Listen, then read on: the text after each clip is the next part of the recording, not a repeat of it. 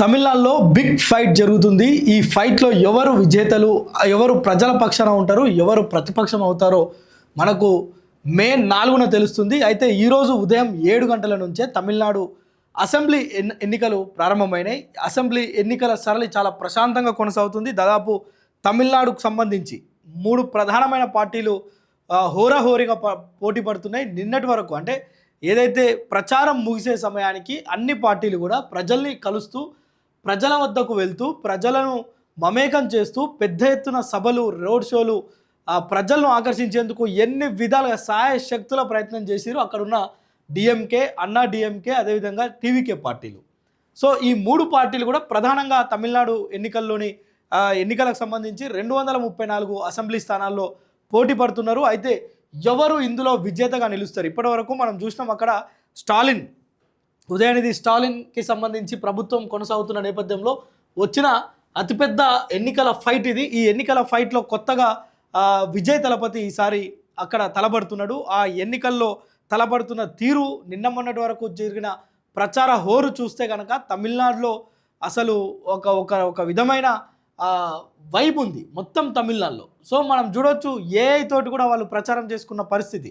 So ఎవరిని వదిలిపెట్టలే, అటు జయలలితను ఇటు కరుణానిధిని కూడా మధ్యలోకి లాగారు. ఎప్పుడో చనిపోయిన వారిని కూడా వారి వాయిస్ని ఏఐ ద్వారా మార్ఫింగ్ చేసేసి ప్రజలకు నేరుగా ఐవీఆర్ కాల్స్ చేసి వాళ్ళను నేను మీ జయలలితను మాట్లాడుతున్నా, మీ అమ్మను మాట్లాడుతున్నా అంటూ జయలలిత వాయిస్, అదేవిధంగా కరుణానిధి వాయిస్, 2 పార్టీలు కూడా అంటే ఎవరు ఇక్కడ ఎవరికి వారు ఎత్తులేస్తూ గెలుపు కోసం వాళ్ళు చేయాల్సిందంతా కూడా చేసిరు. అయితే ఈరోజు ఉదయం 7 గంటల నుంచి ఎన్నికలు ప్రారంభమైన ఎన్నికల్లో పెద్ద ఎత్తున ప్రజలందరూ కూడా తమ ఓటు హక్కును వినియోగించుకుంటున్నారు. 234 స్థానాలకు సంబంధించి మొత్తం తమిళనాడులో ఉన్న అసెంబ్లీ స్థానాలు 234. ఇక్కడ దాదాపు 4027 మంది అభ్యర్థులు తమ భవితవ్యాన్ని చెక్ చేసుకోబోతున్నారు. ఎవరి అదృష్టం ఎలా ఉంటుందో, ఎవరి బ్యాలెట్ బాక్సుల్లో ఓట్లు పడతాయో మనం చూడాలి. అయితే ఉదయం 7 గంటలకు ప్రారంభం కావాల్సిన ఎన్నికల సరళి ఏదైతే ఉందో ఓటింగ్ ప్రక్రియ, ఇది అక్కడక్కడ దాదాపు చాలా ప్రదేశాల్లో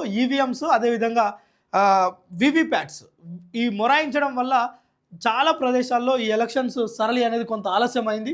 సో అయినప్పటికీ కూడా ప్రశాంత వాతావరణంలో ఇక్కడ తమిళనాడులో ప్రస్తుతం ఆ ఎలక్షన్స్ కొనసాగుతున్నాయి. దాదాపు ఇందులో మనం చెప్పినట్లుగా దాదాపు 3585 మంది పురుషులు అసెంబ్లీ స్థానాల్లో పోటీ చేస్తుంటే అన్ని పార్టీల నుంచి ఎవరు ఈ 4027 మందిలో దాదాపు 438 మంది మహిళలు ఎమ్మెల్యేలుగా పోటీ చేస్తున్నారు తమిళనాడులో. సో మరి ప్రజలు ఎవరిని ఆదరిస్తారు, ఎవరు ఎమ్మెల్యే అవుతారు, ఏ ప్రభుత్వం తమిళనాడు ఏలబోతుంది, ఆ సీఎం పీఠాన్ని ఎవరు చేజిక్కించుకుంటారో మనం మే 4 వరకు వేచి చూడాలి. దీనికి సంబంధించి తమిళనాడులో ఎలాంటి అవాంఛనీయ పరిస్థితులు చోటు చేసుకోకుండా దాదాపు 12 లక్షల మంది పోలీసులు నిఘా ఉన్నారు. సో నిఘా కోసం సీసీ కెమెరాలు వేరు, 12 లక్షల మంది పోలీసులు తమిళనాడులో విధుల్లో ఉన్నారు. ఇప్పుడు అంటే ఎక్కడ కూడా ఎలాంటి అవాంఛనీయ పరిస్థితులు చోటు చేసుకోవద్దు అనేది అక్కడున్న ప్రభుత్వం కావచ్చు, మొత్తం ఎలక్షన్ సరళి మొత్తం కూడా ప్రశాంత వాతావరణంలో జరపాలనేది దీనికి సంబంధించి దాదాపు 3.5 లక్షల మంది సిబ్బంది ఉన్నారు. 3.5 లక్షల మంది సిబ్బంది. సో ఈ ఎలక్షన్ ప్రక్రియను మొత్తం అంటే మనము కౌంటింగ్ ఏదైతే ఓటింగ్ స్టేషన్కి వెళ్తామో అక్కడ మొదటి నుంచి చివరి వరకు ప్రతి అంకాన్ని పూర్తి చేయడం, ఈవీఎం కావచ్చు, వివిప్యాట్స్ కావచ్చు, ప్రజలకు అందించే ఓటర్ స్లిప్స్ కావచ్చు, వాటిని సిరా వేసేవాళ్ళు మొత్తం కూడా 3.5 లక్షల మంది సిబ్బంది ఈ ఎలక్షన్స్లో పనిచేస్తున్నారు. వీళ్ళతో పాటు 12 లక్షల మంది పోలీసులు ఉన్నారు. సో ఇక్కడ తమిళనాడు ఎలక్షన్స్ ఈసారి చాలా రసవత్తరంగా, ఇంట్రెస్ట్గా మారుతున్నాయి. చాలా ఇంట్రెస్ట్గా, ఎందుకంటే ఇప్పటివరకు మనం చూసినాం సినిమా ఇండస్ట్రీకి సంబంధించిన వారే తమిళనాడులో ఏలిరు. కానీ ప్రస్తుతం ఉన్న ప్రతిపక్ష లీడర్ పళనిస్వామి కావచ్చు, అదేవిధంగా ముఖ్యమంత్రి స్టాలిన్ కావచ్చు, వీరిద్దరు కూడా సినిమాలకు వేరుగా ఉన్నోళ్ళే, సినిమాకు వాళ్ళకు సంబంధం లేని వ్యక్తులు. అయితే గతంలో సినిమా జయలలిత కావచ్చు, కరుణానిధి కావచ్చు, అలాంటి వాళ్ళంతా సినిమా నుంచి, ఇండస్ట్రీ నుంచి వచ్చిన వాళ్ళు కనుక సో అలాంటి చరిత్ర ఏమన్నా పునర్రాస్తారా తమిళనాడు వాసులు అంటే ఒకసారి మనం వేచి చూడాలి. దానికి సంబంధించి విజయ్ తలపతి మరొకసారి సినిమాల్లో తమిళనాడులో మన దగ్గర తెలుగు రాష్ట్రాల్లో చిరంజీవి అంటే ఎంత క్రేజ్ ఉంటుందో అంతకంటే ఎక్కువ తమిళనాడులో విజయ్ తలపతికి ఉంటుంది. సో ప్రజలు ఆ అభిమానాన్ని ఓట్ల రూపంలో మారుస్తారా, లేదంటే ప్రజాక్షేత్రంలో లేదంటే ఈ యొక్క రాజ్యాంగబద్ధమైన ఓటింగ్ ప్రక్రియ ఏదో ఉందో అందులో సినిమాలు సినిమాల్లో అభిమానులు కాదు, ఇక్కడ రియల్ లైఫ్లో ప్రజా సమస్యలను తీర్చే లీడర్ని కోరుకుంటారా మనం చూడాలి. అయితే అలాంటిది కనుక ఏమైనా రిపీట్ అయితే కనుక విజయ్ తలపతికి అవకాశాలు ఉంటాయని కూడా ప్రచారం జరుగుతుంది. మొత్తానికి మనం చూడాలి, కాంగ్రెస్ కూటమి అటు బీజేపీ కూటమి మధ్యలో టీవీకే, డిఎంకే, అన్నా డిఎంకే ఇవి అన్నిటితో పాటు లోకలైజ్డ్ అంటే స్థానిక పార్టీలు కూడా హోరాహోరీగా పోరాడుతున్నాయి. సో చూడాలి దీనికి సంబంధించి మొత్తం కూడా.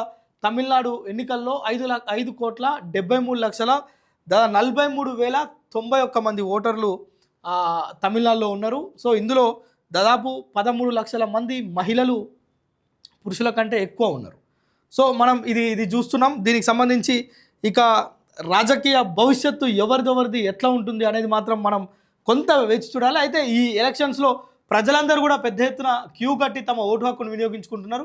వీటితో పాటు ప్రజలతో పాటు ఉదయం 7 గంటల నుంచే పోలింగ్ కేంద్రాల వద్దకు భారీగా చేరుకొని క్యూ లైన్లో నిలబడి తమకున్న ఈ యొక్క ఓటు హక్కును వినియోగించుకుంటున్నారు. అయితే వీరితో పాటు తమిళనాడులో ఉన్న సినీ ప్రముఖులంతా కూడా అటు కమల్ హాసన్ కావచ్చు, రజనీకాంత్ కావచ్చు, విజయ్ కావచ్చు, ఇంకా శృతి హాసన్, త్రిష, ఇలా చెప్పుకుంటూ పోతే అజిత్, ధనుష్, ఖుష్బు ఇట్లా మొత్తం కూడా వారంతా కూడా తమ ఓటు హక్కును వినియోగించుకుంటున్నారు. మరోవైపు పన్నీర్ పళనిస్వామి, అదేవిధంగా స్టాలిన్, విజయ్ కూడా వారి యొక్క నియోజకవర్గాల్లో తమ ఓటు హక్కును వినియోగించుకుంటున్నారు. ఏదేమైనప్పటికీ కూడా తమిళనాడు ప్రజలంతా పెద్ద ఎత్తున బయటకు వచ్చి తమ ఓటు హక్కును వినియోగించుకుంటున్నారు. రాజ్యాంగం కల్పించిన ఏదైతే బ్రహ్మాయుధం ఉందో వారి చేతిలో, ఎప్పుడు ప్రజల అవసరం లేదు అనుకుంటారో అప్పుడే ఓటు అనే అస్త్రాన్ని ప్రజలు ఉపయోగించుకుంటారు. మనం చూడాలి రేపు ఈరోజు జరిగే ఎలక్షన్స్ సాయంత్రం 7 గంటల వరకు 6 గంటల వరకు ఈ యొక్క ఓటింగ్ సరళి ఉంటుంది.